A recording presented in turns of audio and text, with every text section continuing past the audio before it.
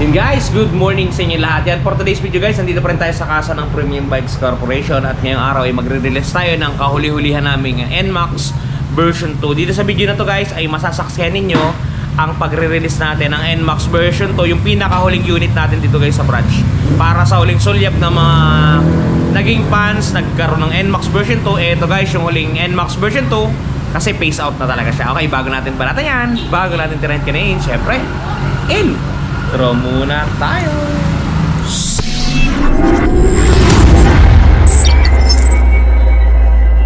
Yan guys, i-release na natin yung pinakahuli nating NMAX version 2. Yan.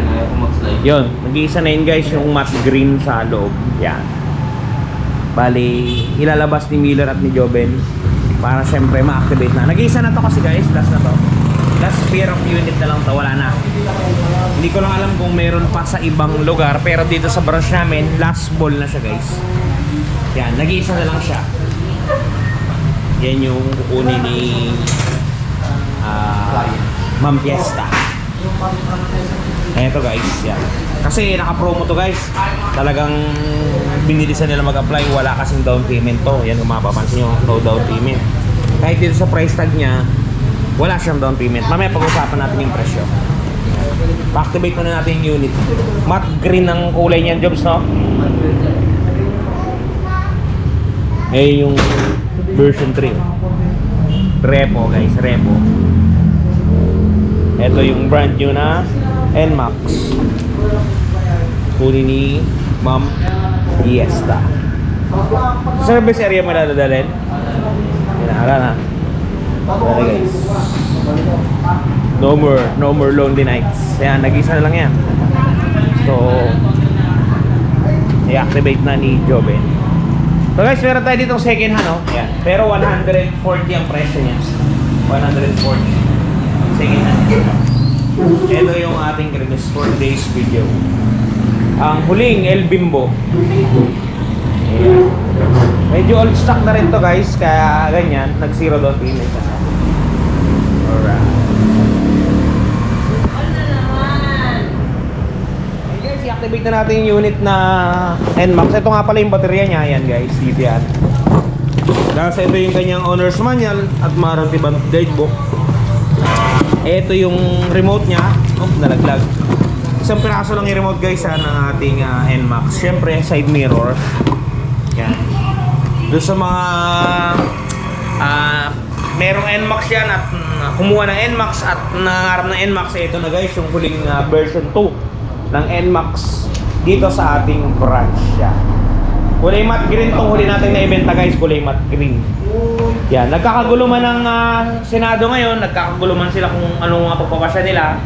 Basta tayo, solid Duterte tayo guys. Ikaw ba Jobel, sino suportahan mo? Ipapadigong po tayo. Oo, kasi talagang kinawawa na yung pamilyang yan at dati balik natin yan sa 2028 para may paghihimagsik. Ayun. Okay, balik tayo sa motor. Yan. Yan, na-activate na guys. Ito nga pala yung presyo ng NMAX natin para doon sa huling tanaw ninyo guys. Bago siya ma-phase out, bago siya maubos, ito yung naging tinakbo ng presyo niya. Bali, zero down payment tayo. Kita nyo naman, walang nakalagay. Ang ating suggested retail price is 153,900 pesos. Down payment natin guys, zero.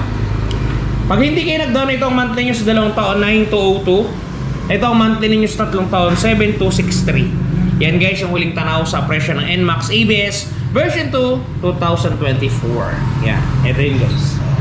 So ngayon, ito i-activate na ni Joben at kukunin to ni Ma'am Fiesta by installment basis. Yan. So mamaya ipapakita ko sa inyo yung ipaparinig ko sa inyo yung galawan ng andaran niya. At syempre ite-test drive din natin yan para sa huling ganap ni NMAX. Okay guys, nakabili na tayo ng gasolina niya. So yan, ilalagay na sa tangke ni Joben. 1 liter yan guys. So patulin daw yung nabili niyang gasolina. Gasolina daw yung aeroplano, kulay violet. Yan, kulay violet guys. Kulay violet, may kasama kasing konting kalawang yun. Joke lang. Premium yan, premium red. Yun. Ito guys para mapatunayan sa inyo hindi repo to. Kasi siyempre may mga basher tayo dyan na kakaiba mag-isip. Sabihin, second hand naman yan eh. Ito guys, pakita ko sa inyo, hindi siya repo. Yung odometer natin, kita nyo ba? 0. Virgin na virgin talaga siya guys. As is, brand new siya. So yan, ipa-start natin kay Joven para sa huling dinig ng version 2 natin.